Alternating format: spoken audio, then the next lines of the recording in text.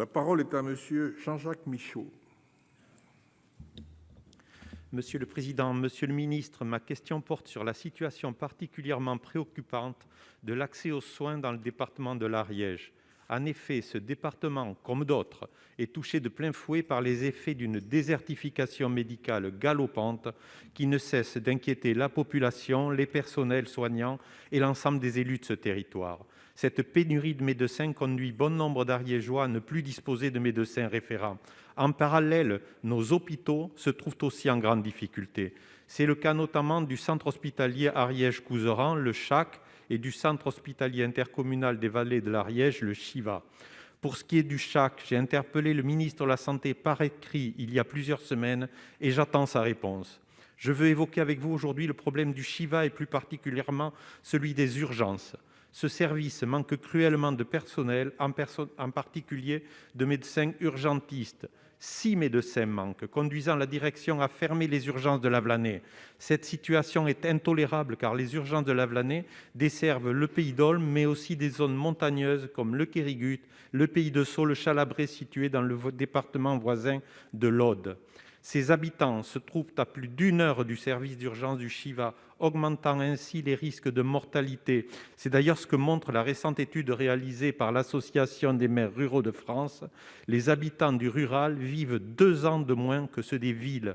Monsieur le ministre, il est temps, en ce qui concerne le département de l'Ariège, que soit programmée au plus vite la nécessaire réouverture des urgences de l'Ariège en renforçant l'équipe soignante du CHIVA. On ne peut accepter qu'une partie de la population du Pays d'Olme et au-delà soit laissée sans accès aux soins d'urgence. Monsieur le ministre. Merci, Monsieur le Président. Monsieur le sénateur, merci pour votre question qui fait écho à l'inquiétude qu'inspire à nombre de nos compatriotes cette démographie médicale en baisse depuis plusieurs années et qui soulève la question de l'accès aux soins de nos compatriotes. Et l'Ariège n'échappe pas à ce constat. Et sa caractéristique rurale contribue sans doute aussi au manque d'attractivité pour certains jeunes soignants et notamment pour les médecins. Alors, afin d'améliorer l'accès aux soins, l'Agence régionale de santé Occitanie met en œuvre plusieurs mesures qui relèvent du plan Ma Santé 2022 qui avait été débattu en cette enceinte et du projet régional de santé pour la médecine de ville.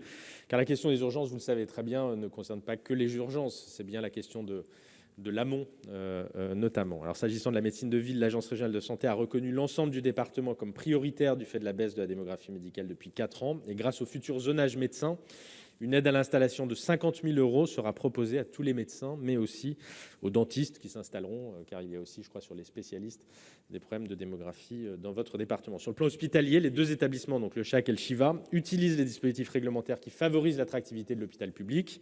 Et les membres de la commission régionale paritaire Occitanie ont mené une réflexion dès 2018 sur la problématique d'attractivité du territoire. Des propositions concrètes et propices à favoriser l'attractivité de l'hôpital public ont été mises en avant, rejoignent pour certaines les mesures prises dans le cadre de la loi du 26 avril 2021 pour améliorer le système de santé. Depuis l'automne 2020, une expérimentation régionale vise à favoriser et à réguler les pratiques de remplacement médical dans les établissements publics de santé du département. Puis par ailleurs, les coopérations entre professionnels de santé sont facilitées via des protocoles de coopération de délégation de tâches, dont de nouveaux sont en cours d'instruction, ou encore, autre exemple, l'exercice des 19 maisons de santé pluriprofessionnelles que l'Agence régionale de santé accompagne. Je souligne enfin le développement de la télémédecine qui complète l'offre et réduit les contraintes géographiques auxquelles le département est peut-être confronté. Voilà, c'est un ensemble de panels de mesures que nous pourrons répondre aux enjeux de votre territoire et d'un certain nombre d'autres territoires dans notre pays. Il vous reste 13 secondes.